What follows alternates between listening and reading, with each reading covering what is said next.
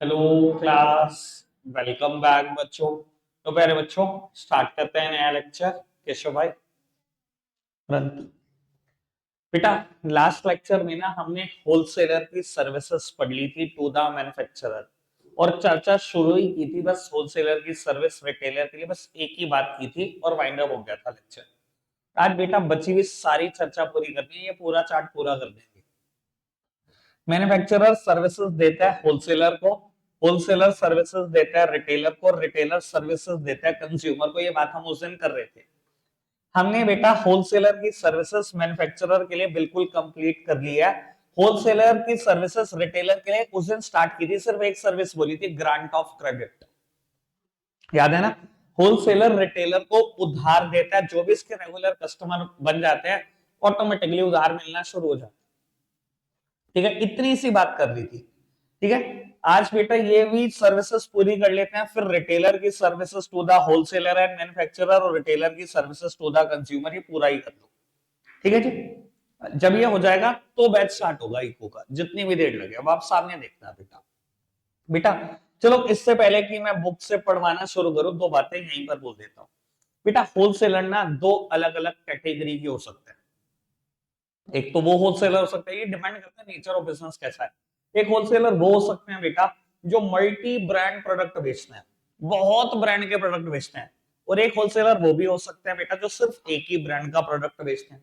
ये बेटा डिपेंड करता है नेचर ऑफ बिजनेस कैसा है। जैसे कि अगर मैं बात करने की कोशिश करूं कॉस्मेटिक्स की, मैंने लास्ट टाइम भी आपको यही एग्जांपल दिया था, अपने ब्रदर की शॉप की बात की थी। मेरा ब्रदर बेटा कॉस्मेटिक्स बेचा करता था, होलसेल की दुकान थी। इसका मतलब ये नहीं है बेटा सिर्फ एक ही ब्रांड बेचता था, सब ब्रांड की कॉस्मेटिक्स। हिंदुस्तान यूनिलीवर इंडिया में बहुत सारे प्रोडक्ट बनाती है, बहुत सारे कॉस्मेटिक्स, कई हजार प्रोडक्ट आते होंगे सिर्फ कॉस्मेटिक्स से रिलेटेड। ठीक है जी। अब हिंदुस्तान यूनिलीवर का सामान हमारी दुकान पे मिलता था जी, बिल्कुल मिलता था। पीएनजी एक कंपनी है, पीएनजी का सामान भी मिलता था। डाबर कम से कम 500-700 प्रोडक्ट बनाता है, डाबर का सामान भी मिलता था। ठीक है जी। आयुर प्रोडक्ट बनाता है, सामान मिलता था जी, बिल्कुल मिलता था। और बहुत सारे ब्रांड है बेटा। मल्टी ब्रांड होने का एक फायदा है। रिटेलर क्या सोचता है? रिटेलर सोचता है बस इस एक होलसेलर की दुकान पे चले जाओ, मुझे डिफरेंट मैन्युफैक्चरर को अप्रोच करने की जरूरत ही नहीं है। एक ही दुकान से मेरा काम हो जाएगा, सारे के सारे ब्रांड के प्रोडक्ट मिल जाएंगे, मैं फ्री। 2 ही घंटे में फ्री हो जाऊंगा शॉपिंग करके, सारी की सारी दुकान के लिए जो शॉपिंग करनी है। तो बेटा रिटेलर को सबसे बेस्ट सर्विसेज जो होलसेलर देते हैं वो यही है, रेगुलर अवेलेबिलिटी ऑफ प्रोडक्ट। और खाली रेगुलर अवेलेबिलिटी ऑफ प्रोडक्ट नहीं, मल्टी ब्रांड प्रोडक्ट कराना अंडर वन रूफ, ये सबसे बढ़िया सर्विस है। समझ आती है जी बात? बिल्कुल अच्छे से। एक दूसरे तरीके के भी होलसेलर होते हैं बेटा। वो होलसेलर होते हैं, उनका नेचर ऑफ बिजनेस वैसा है। मान लो बेटा आप इलेक्ट्रॉनिक्स बेचते हो, ठीक है जी? और इलेक्ट्रॉनिक्स में ना बेटा आप बेचते हो सामान सिर्फ सैमसंग का, सिर्फ सैमसंग ही बेच रहे हो। होते हैं ना बेटा, कई बार कंपनी डिस्ट्रीब्यूटर बना देती है आपको। अब डिस्ट्रीब्यूटर बने बैठे हो तो आप एक एग्रीमेंट साइन करते हो, उस एग्रीमेंट में यही लिखा होता है आप किसी भी कंपटीटर का प्रोडक्ट नहीं बेचोगे। यही होता है एग्रीमेंट। ठीक है ना जी? या आप हैवेल्स के डिस्ट्रीब्यूटर हो, सिर्फ हैवेल्स का ही सामान बेच रहे हो। गोदरेज के डिस्ट्रीब्यूटर हो, सिर्फ गोदरेज ही बेच रहे हो, दूसरा ब्रांड बेचने ही नहीं देते आपको। तो ये डिपेंड करता है कि आपका नेचर ऑफ बिजनेस कैसा है। क्लियर है जी बात? अभी मैं करूंगा चर्चा। मैंने आपको फिलहाल ये कैटेगराइज कर दिया कि दो तरीके के होलसेलर है। आओ जी, बुक से स्टार्ट हो जाते हैं। ग्रांट ऑफ क्रेडिट एक बार दोबारा पढ़ने का मूड है तो दोबारा पढ़ लो फटाफट से। पढ़ना चाहिए एक बार ग्रांट ऑफ क्रेडिट।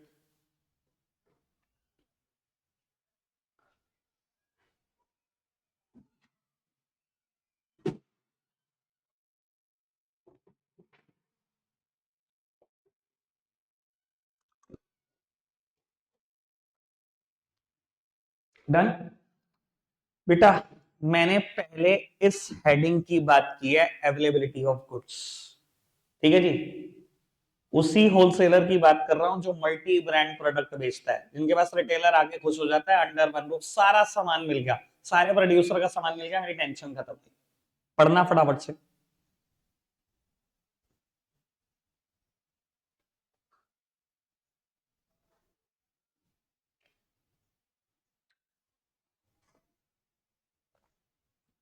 डन, बिल्कुल अच्छे से क्लियर। बेटा नेक्स्ट हेडिंग है बेटा मार्केट सपोर्ट।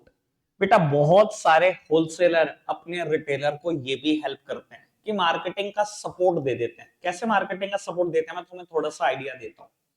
बाबू आप एक होलसेलर हो, हैवेल्स का सामान बेचते हो, हैवेल्स के डिस्ट्रीब्यूटर हो, और आपकी दुकान है जोग्यान पुल के पास। सुनते जाना आराम से एग्जांपल, ठीक है जी, जोग्यान पुल के पास। ठीक है, फिलहाल सर्दियां चल रही है, गीजर का सीजन है, आपसे ही खरीद सकते हैं जिसने भी हैवेल्स का गीजर खरीदना है, दूसरा कोई ऑप्शन ही नहीं है। आप ही डिस्ट्रीब्यूटर बैठे हो अकेले, सोल सेलिंग एजेंट आप हो, ठीक है जी, पूरे सहारनपुर डिस्ट्रिक्ट के।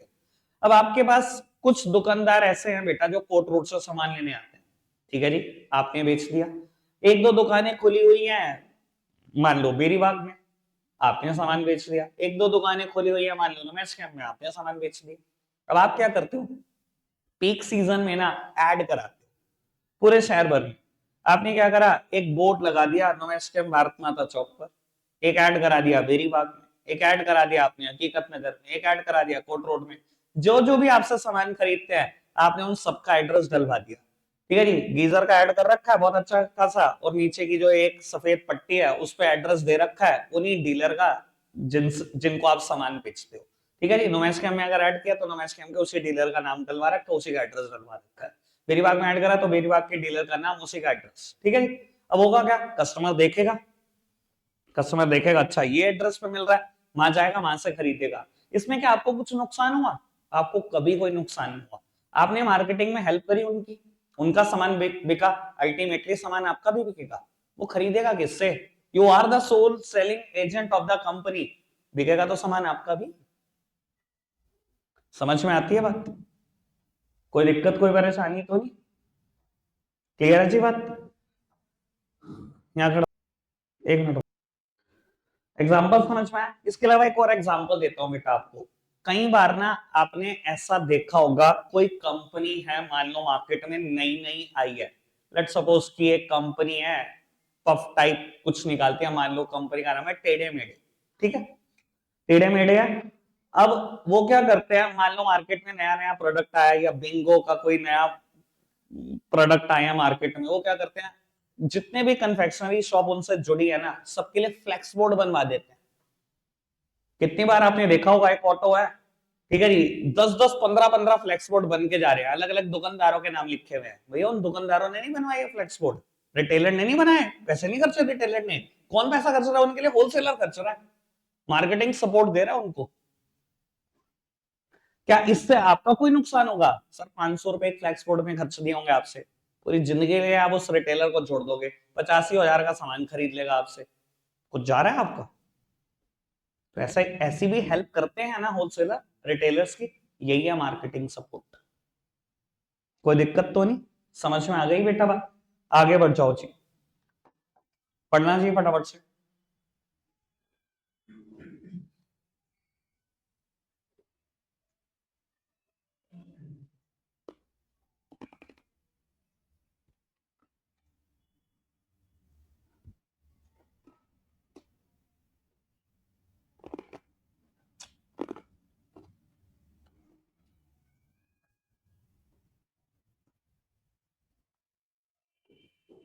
डन, चलो जी आगे बढ़ जाते हैं। अब कोशिश करेंगे कि दो हेडिंग के बाद पढ़ें, ठीक है, वरना बैच बड़ा स्लो हो गया एकदम से। स्पेशलाइज्ड नॉलेज की बात करते हैं बेटा, यहाँ मैं उन्हीं होलसेलर की बात कर रहा हूं जो बेटा एक ही ब्रांड के प्रोडक्ट में डील करते हैं, ठीक है जी, एक ही ब्रांड के प्रोडक्ट में डील करते हैं। जो अब मैं कहता हूं आप गोदरेज के प्रोडक्ट बेचते हो, सिर्फ गोदरेज अलमीरास, ठीक है जी, सिर्फ अलमीरास और स्मार्ट लॉक, और कुछ नहीं बेचते, ठीक है जी, सिर्फ एक ही वर्टिकल है आपके पास। अब बेटा ऐसे होलसेलर ना पूरी मार्केट की पल्स जानते होते हैं, मार्केट की नब्ज इनके हाथ में होती है, ठीक है ना जी। इनके पास कोई रिटेलर आया, सर कोई नया प्रोडक्ट आ रहा है क्या? अरे ये देखो सर पूरी कैटलॉग है मेरे हाथ में, सारे नए प्रोडक्ट आ रहे हैं इस पर्टिकुलर 2025 के लिए, कैटलॉग में दिखाना शुरू करेंगे, क्योंकि पूरी मार्केट की पल्स जानते हैं, एक से बढ़कर एक एडवाइस कर देंगे आपको, क्या प्रोडक्ट आने वाला है, किन फीचर के साथ आने वाला है, किन क्वालिटीज के साथ आने वाला है, क्या प्राइस पॉइंट पे मिलेगा, रिटेलर के लिए डिस्काउंट कितना है, आफ्टर सेल सर्विसेज है कि नहीं, सब कुछ बता देंगे एडवांस में। देखो, जो होलसेलर मल्टी ब्रांड प्रोडक्ट बेचता है ना, उसको एक प्रोडक्ट की इतनी समझ नहीं होती, क्योंकि बहुत सारे ब्रांड बेच रहा है, सबके बारे में कितना दिमाग में रखेगा। लेकिन एक होलसेलर सिर्फ एक ही ब्रांड का प्रोडक्ट बेचता है, उसे पूरी मार्केट की समझ होती है, पूरी पल्स जानता होता है मार्केट की किस तरफ चल रही है, जो भी प्रोडक्ट लॉन्च होने वाले हैं उस कंपनी से रिलेटेड सब कुछ पता होता है। और ऐसा ही होलसेलर अपने सारे रिटेलर को कैटलॉग दे देगा जी एडवांस में, आप सबके लिए मंगा रखी है मैंने, अपनी दुकान पे अपने कस्टमर को दिखाओ, उन्हें भी बताओ। ये है स्पेशलाइज्ड नॉलेज। तो होलसेलर रिटेलर को अपनी स्पेशलाइज्ड नॉलेज पास ऑन करते हैं। क्लियर है बात? अभी रीड करा दूंगा मैं बेटा, लास्ट हेडिंग पढ़ लेते हैं, रिस्क शेयरिंग। बेटा अब होलसेलर के एंगल से देखो, कल जब मैन्युफैक्चरर के लिए सर्विसेज पढ़ रहे थे तब भी रिस्क बियरिंग में यही रिस्क बियर कर रहा था। आज बेटा जब रिटेलर के लिए इसकी सर्विस पढ़ रहा है तो भी यही रिस्क शेयर करने वाला रिटेलर के साथ। देखो मैन्युफैक्चरर ने जब प्रोडक्ट बनाया, थर्मल बना दी अप्रैल में, तो बेचारे ने अप्रैल में ही डिलीवरी ले ली। अप्रैल में, अभी सामान कब बिकना है? नवंबर में, फंड ब्लॉक पड़ा है अप्रैल से लेकर नवंबर तक। और जब रिटेलर खरीदने आया तो खरीद कितना रहा है? Small small quantity. इसने तो बल्क में उठा लिया सब कुछ, बेच किस में रहा है? स्मॉल स्मॉल क्वांटिटी में। कोई 3 पीस कह रहा है तो 3 ही पीस दे रहा है, कोई 6 पीस कह रहा है तो 6 ही पीस दे रहा है। बेटा ये भी बहुत ज्यादा रिस्क नहीं ले पाते, यानी कि अल्टीमेटली इसके इससे का भी रिस्क इसको लेना पड़ता है। ये product through out the year carry करते हैं, बहुत सारी क्वांटिटी में कैरी करते हैं, लेकिन बेचते हैं तो स्मॉल स्मॉल क्वांटिटी बेचते हैं। रिस्क ऑफ थेफ्ट इनका, पिलफरेज इनका, फैशन से आउट हो जाना चीजों का इनका, डिमांड सप्लाई फ्लक्चुएशन इनकी, फैशन से आउट हो जाए सब कुछ इनके, सारे रिस्क इनके पल्ले। तो रिटेलर भी कोई रिस्क नहीं ले रहा। आपको भी पता है रिस्क एपेटाइट रिटेलर के पास इतना होता ही, ठीक है ना जी? वो भी बड़ा शानी टाइप का, ठीक है जी। मेरी दुकान पे थर्मल की सेल एक हफ्ते की 4 है, तो 4 ही उठाऊंगा, अगले हफ्ते दोबारा खरीद लूंगा। वो चाहते हैं एक भी मेरी दुकान पे बचा ना रह जाए, एक्स्ट्रा ना रह जाए, यानी कि उस चीज का भी रिस्क हमेशा कौन उठा रहा होता है? होलसेलर ही उठा रहा होता है। क्लियर? अब फटाफट से दोनों हेडिंग पढ़ दो, आगे बढ़ जाते हैं बेटा। सबसे पहले स्पेशलाइज्ड नॉलेज।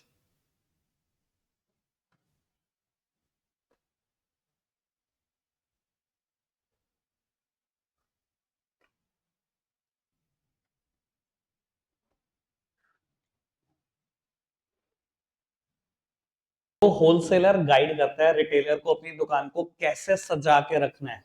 ये बात लिखी हुई ना एलोकेशन ऑफ शेल्फ स्पेस की, कई बार हम भी देखते हैं। और ये चीजें ना सबकॉन्शियस माइंड में कभी ना कहीं रह भी जाती है। आप एक कन्फेक्शनरी शॉप पर गए, आपने देखा हुआ है कि एक पर्टिकुलर शेल्फ एलोकेट की हुई है, सिर्फ मैगी रखी हुई है और कुछ रखते ही नहीं उस शेल्फ में।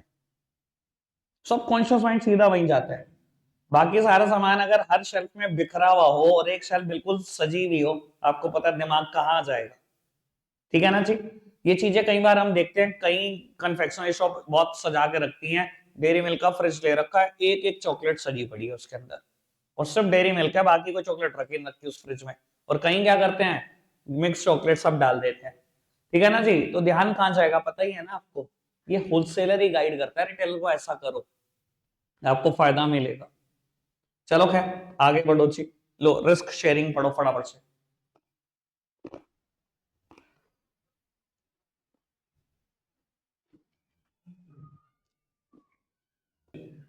अब बेटा हम आगे सर्विसेज स्टार्ट कर रहे हैं रिटेलर की। रिटेलर की services to the wholesaler manufacturer और रिटेलर की सर्विसेज टू द कंज्यूमर। आपको बता देता हूं, जो सर्विसेज होलसेलर मैन्युफैक्चरर को देता था वैसी ही कुछ सर्विसेज आपको दिख जाएंगी, लगभग सिमिलर टॉपिक है ये। वही सर्विसेज रिटेलर होलसेलर को देता होगा।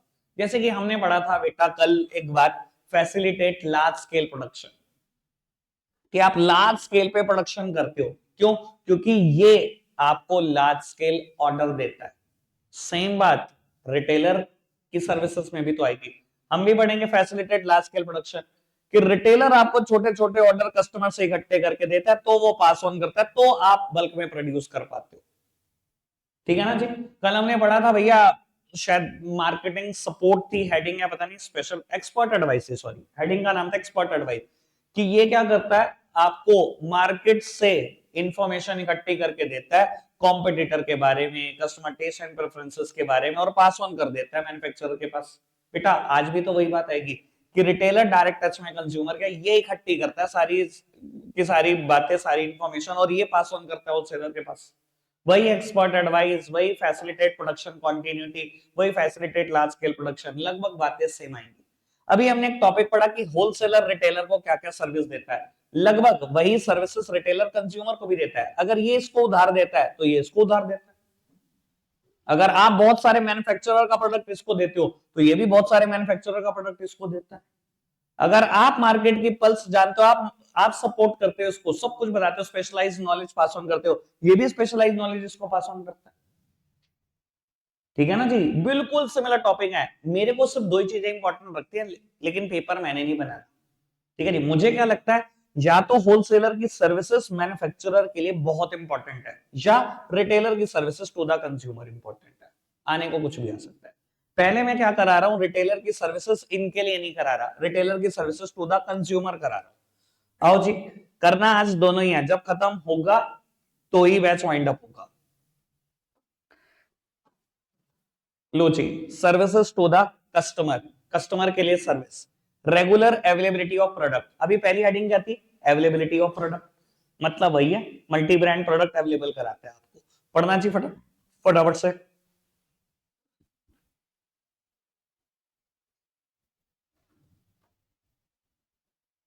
सेम बात, 99% सेम बात है। ठीक है जी, वो हेडिंग में आधे परसेंट का अंतर। बाबू अभी मैंने एक हेडिंग पढ़ी थी, स्पेशलाइज्ड नॉलेज। ठीक है ना जी, जो होलसेलर एक लाइन में एक्सपर्ट होते हैं, मार्केट की पल्स जानते हैं, जहां पे मैंने गोदरेज के उस होलसेलर का एग्जांपल दिया। बाबू वही बात यहां पर है, पर नाम हेडिंग का बदल दिया, न्यू प्रोडक्ट इंफॉर्मेशन। रिटेलर के पास भी नए प्रोडक्ट की इंफॉर्मेशन आ गई, कस्टमर को पास ऑन करता है, ये सर कैटलॉग, कोई कस्टमर आया, ये आ रहा है नया नया स्मार्ट लॉक, बहुत अच्छा है जी, ये आ रही है नई अलमीरा गोदरेज की, इस प्राइस पॉइंट पे आएगी, प्री बुक कराना चाहते हो तो इतना ऑफ है, नहीं कराना चाहते बाद में इतना ऑफ है, सब कुछ बताएगा ना। होलसेलर ने रिटेलर को बताया, रिटेलर कंज्यूमर को बताएगा नए प्रोडक्ट की इन्फो। ठीक है ना जी, कोई दिक्कत कोई परेशानी तो नहीं। पढ़वाएंगे, एक हेडिंग और कर लो, एक क्या बल्कि दो और करो बेटा। Third one is convenience in buying. बेटा रिटेलर अपने कंज्यूमर को ये भी एक बहुत अच्छी सर्विस देता है कि बाइंग की कन्वीनियंस है। क्यों बेटा, रिटेलर की शॉप ना रेजिडेंशियल इलाके के आसपास होती है, सबसे अच्छी बात। दूसरी बात, open for long hours. Sir कुछ रिटेलर की शॉप 18 घंटे खुल रही है, कुछ की 17 घंटे खुल रही है। ठीक है ना जी, हमारे मोहल्ले में तो भैया हम ऐसी शॉप भी जानते हैं, हमें पता है रात के 1 बजे भी खुल रही होगी, सुबह के 7 बजे भी खुल रही होगी। सिर्फ 18, सिर्फ 6 घंटे सो रहे हैं, 18 घंटे जाग रहे हैं, 18 घंटे की ड्यूटी दे रहे हैं। ऐसी भी शॉप है 1 बजे बंद हो रही है, 7 बजे खुल रही है। तो भैया कितनी कन्वीनियंस है, एक तो गली मोहल्ले के बाहर, और ऊपर से 18 घंटे खुल रही है। अब बेटा अगर कोई शॉप यही मार्केट में हो और खुल रही 9 घंटे हो तो कितनी परेशानी, उसके कंपैरिजन में तो बहुत ही कन्वीनियंस है इनसे खरीदना सामान। ठीक है ना जी, कोई दिक्कत तो नहीं, समझ में आती है बात।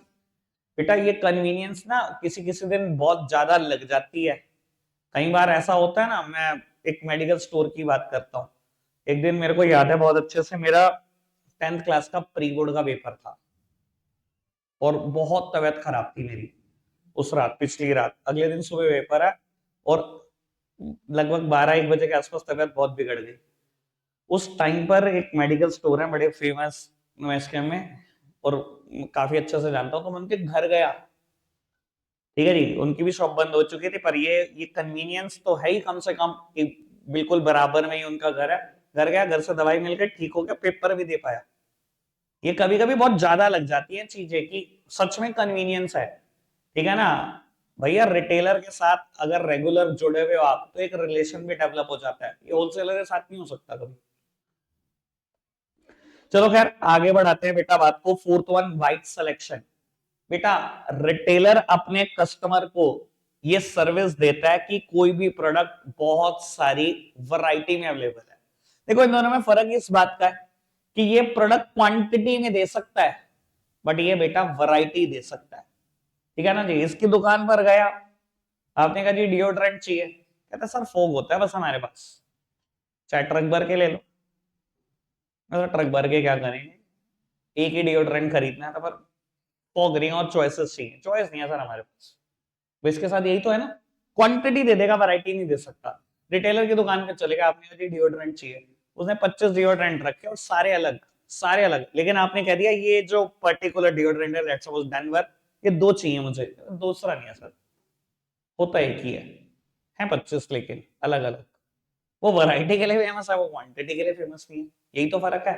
तो रिटेलर कस्टमर को सर्विसेज देता है वाइड सिलेक्शन। क्लियर है जी बात, समझ आ गई बात बाबू? अब दो ही हेडिंग है, मैं एक ही बार पढ़वा दूंगा। एक है आफ्टर सेल सर्विस और एक है क्रेडिट फैसिलिटी। ऑल्दो अगर ये क्रेडिट फैसिलिटी हेडिंग ना लिखता, ये भी आफ्टर सेल सर्विस में ही आती है। सेल के बाद दी जाने वाली सारी सर्विसेज आफ्टर सेल सर्विस है, उसमें सबसे अच्छी क्रेडिट फैसिलिटी है। पर ये ना बताता तो मैं सब आफ्टर सेल सर्विस में कवर कर लेता। अब इसने अलग हेडिंग बता दी है, तो क्रेडिट फैसिलिटी को अलग लिखना और बाकी सबको अलग। बाकी सब क्या हो सकती है? गारंटी हो सकता है, वारंटी हो सकता है, ईएमआई ऑप्शन हो सकता है, होम डिलीवरी हो सकता है, ये सब बातें यहां पर। ठीक है, पहले दो हेडिंग पढ़कर खत्म करो, अब नहीं पढ़ो बाबू।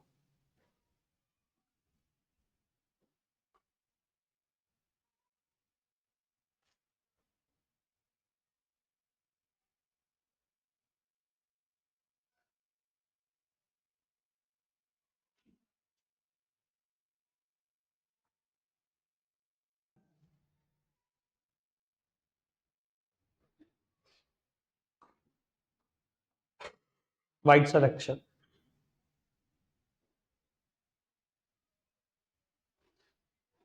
ठीक है, वैरायटी के ऊपर सारी बात, कन्वीनियंस इन बाइंग।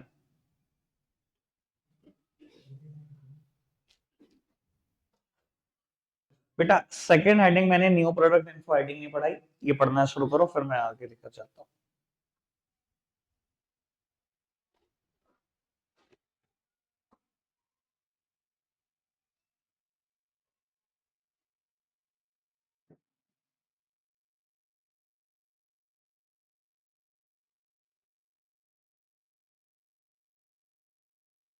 डन, चलो जी। अब हम पढ़ रहे हैं बेटा रिटेलर की services to the manufacturer and wholesaler. सबसे पहले पढ़ेंगे बेटा सेकंड और थर्ड हेडिंग, फिर देखते हैं। सेकंड हेडिंग के बारे में चर्चा करते हैं, लिखा हुआ है पर्सनल सेलिंग।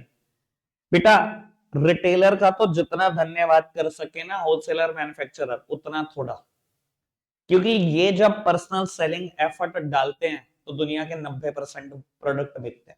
बहुत सारे प्रोडक्ट ऐसे हैं बेटा, जहां अगर ये पर्सनल सेलिंग एफर्ट ना डाले ना, इग्नोरेंट हो जाए, तो शायद आपके ब्रांड का प्रोडक्ट बिक ही ना पाए और आपका ब्रांड कभी एस्टेब्लिश ना हो पाए। ठीक है ना जी? कितनी बार ऐसा होता है बेटा, हम गारमेंट के शोरूम में गए, मान लो ये मल्टी ब्रांड प्रोडक्ट बेच रहा है, लेवाइस बेच रहा है, फ्लू जींस बेच रहा है, पेपे जींस बेच रहा है, ठीक है जी, बहुत ब्रांड बेच रहा है, यूएस पोलो बेच रहा है, ठीक है जी। और ये क्या कर रहा होता है वहां पर? पर्सनल सेलिंग एफर्ट डाल रहा होता है।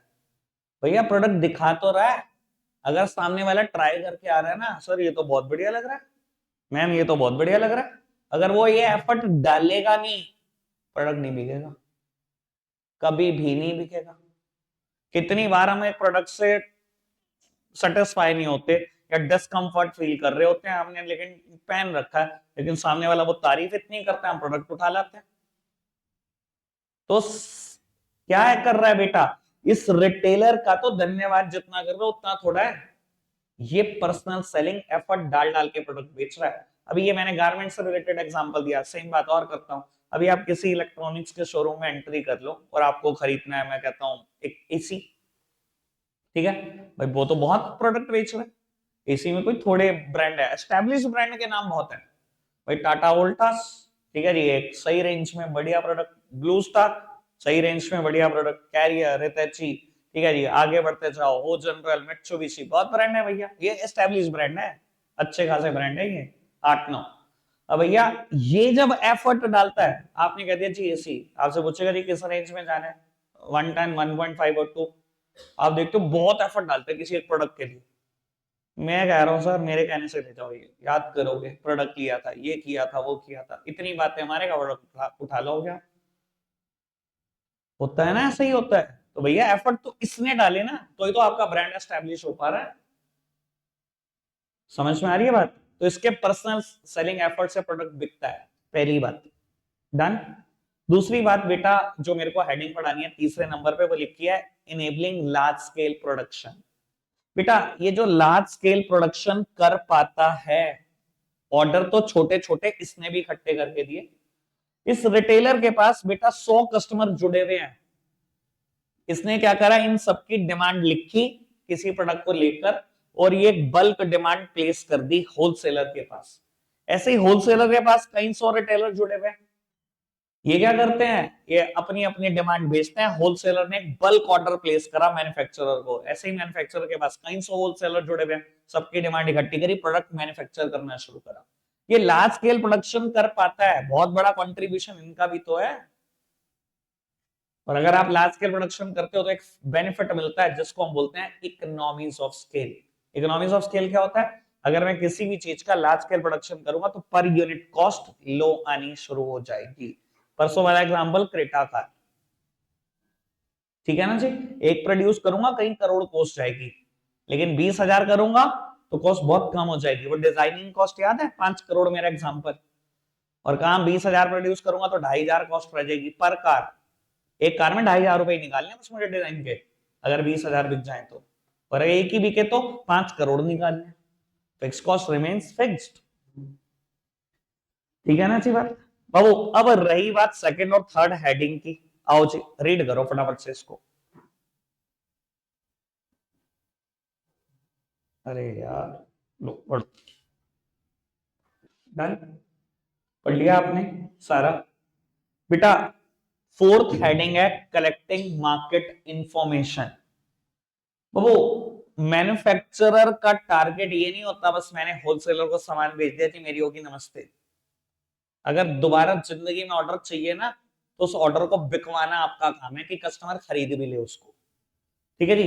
तो भैया आपको मार्केट से इंफॉर्मेशन तो बहुत सारी चाहिए, और ये इंफॉर्मेशन देगा कौन आपको? सर ऑब्वियस सी बात है, retailer is in a direct touch with customer, दे तो यही सकता है इंफॉर्मेशन। तो रिटेलर एक आपको सबसे अच्छी सर्विस देता है कि मार्केट के बारे में सब कुछ बताता है कि कस्टमर आपके प्रोडक्ट को लाइक कर भी रहा है या नहीं कर रहा, या कॉम्पिटिटर का प्रोडक्ट आपके प्रोडक्ट के कंपैरिजन में कहां स्टैंड करता है, या कॉम्पिटिटर का प्राइस पॉइंट आपके प्राइस पॉइंट से कितना अलग है। ये सारी इंफॉर्मेशन मैन्युफैक्चरर के लिए काफी अच्छा इनपुट होती है। ये इन्फो ना मिले तो मैन्युफैक्चरर ग्रोथ नहीं कर सकता। अगर यही सोच के बैठ जाएगा ना बस मेरा प्रोडक्ट जो मैंने बनाया भाई बेस्ट है भाई, मैं कुछ नहीं कर सकता इसमें, मुझे नहीं जाननी कोई इन्फो। सर अगर कस्टमर की नहीं सुनोगे, किंग कौन है मार्केट का? यही किंग है, इसके पीछे तो दौड़ रहे हो, इसकी सुनोगे नहीं तो भैया आउट हो जाओगे मार्केट से, बहुत जल्दी बाहर हो जाओगे। इसकी सुननी भी पड़ेगी, इसके हिसाब से प्रोडक्ट बनाना भी पड़ेगा, इसके प्राइस पॉइंट पे बेचना भी पड़ेगा। ठीक है ना जी, ऑल ओके, समझ में आ गई बात? बेटा ये थी कलेक्टिंग मार्केट इंफॉर्मेशन। पहले फिफ्थ हेडिंग में पढ़ा देते हैं फिर पढ़ेंगे हेल्प इन प्रमोशन। देखो बेटा बहुत सारी प्रमोशन एक्टिविटी आपकी तरफ से चलती हैं, पर अगर रिटेलर और प्रमोशन एक्टिविटी में पार्टिसिपेट ना करे ना तो आपके प्रोडक्ट झंड हो जाएगा, बहुत जल्दी साफ हो जाएगा। देखो ये करता है प्रमोशन, बहुत सारे प्रमोशन, एग्जांपल देता हूं। मैंने पिछली बार भी ये बात समझाने की कोशिश की थी कि एक पफ आता है मार्केट में, इसे रोक भाई, इसे रोक, छोड़ दे इसे। एक मार्केट में पफ आता है फन पॉप और फन फ्लिप्स करके, ठीक है जी। और उसमें से कूपन निकलता है, अब तो नहीं निकल रहा, शुरू में निकलता था कूपन या टोकन निकलता था, मार्क्स मिलते थे 1 पॉइंट और 2 पॉइंट। और अगर उस कूपन के पीछे देखो तो लिखा है भैया 250 पॉइंट इकट्ठे करोगे तो क्रिकेट बैट मिलेगा, है ना, 500 पॉइंट इकट्ठे करोगे तो एक वीडियो गेम, और ब्ला ब्ला ब्ला ब्ला। ऐसे ही होता है। अब मैं कहता हूं ये आपने शुरू किया भाई, पैक पैक आप करते हो, आपका प्रोडक्ट है, आप ही तो पैक करके दे रहे हो, आप ही तो कूपन डाल के दे रहे हो। अब ये सोचो एक बच्चा जिसने 500 पॉइंट इकट्ठे करे इस लालच में कि भाई मुझे वीडियो गेम मिलेगी, रोज एक पैकेट खाता है, 500 पॉइंट इकट्ठे करके ले आया रिटेलर के पास, 500 पॉइंट लाओ मेरी वीडियो गेम। अगर रिटेलर कह रहे कुछ नहीं है ये ठा के डस्टबिन में फेंक दे, क्या होगा? आपका तो प्रोडक्ट जरूर बिक गया बेटा। सर आपके आपका कस्टमर ही बच्चा है, दोबारा कभी प्रोडक्ट भूल के नहीं बिकेगा, खरीदने का ही नहीं वो, मानते हो ना इस चीज को? आपका प्रोडक्ट बिक किस दम पे रहा है? क्योंकि ये भी पार्टिसिपेट कर रहा है। तो भैया आप प्रमोशन एक्टिविटी शुरू करते हो, लेकिन पार्टिसिपेट आपकी प्रमोशन एक्टिविटी में ये भी बहुत करता है, और ये पार्टिसिपेट नहीं करेगा ना आपका प्रोडक्ट बिकेगा नहीं। तो प्रमोशन ये भी पूरा कर रहा है। एक एग्जांपल और देता हूं, एक्टिवा 6G होंडा ने बनाई, टीवी एड देना शुरू कर दिया, Activa 6G, Activa 6G, Activa 6G। ठीक है भैया, आप प्रोड्यूसर हो, आप मैन्युफैक्चरर हो, आपका तो प्रमोशन करना बनता है, but sometimes middleman also participate in promotion function. कई बार ये भी पार्टिसिपेट करते हैं। मैं एक एग्जांपल दे देता हूं आपको। अभी कुछ टाइम पहले, दिवाली वीक से पहले, एक फोटो लगी थी भारत माता चौक पे, फ्लैक्स बोर्ड पे, बड़े फ्लैक्स बोर्ड पर, ठीक है, ये एक्टिवा 6G की, नीचे लिखा हुआ है बगला होंडा अपना नंबर। भाई भाई बनाया तो इसने था, प्रमोशन तो इसने करना था, आप भी प्रमोशन करते हो। सर मिडल मैन को भी प्रमोशन करना पड़ता है, कई बार मिडल मैन भी आपका प्रोडक्ट बेचने में बहुत ज्यादा जोर लगा रहा होता है। क्लियर है ना बात? क्योंकि मार्जिन तो उसका भी है भाई, प्रॉफिट तो उसका भी है उस चीज में। तो प्रमोशन करना कभी कभी काम रिटेलर का भी होता है। क्लियर है जी बात? मैंने दो एग्जांपल दिया, आई होप कोई तो बात याद रह जाएगी।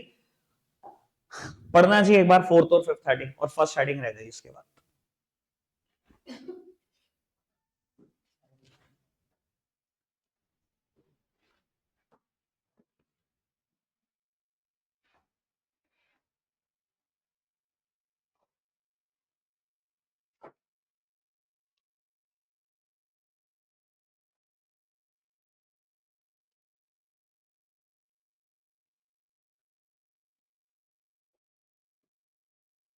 ठीक, चलो जी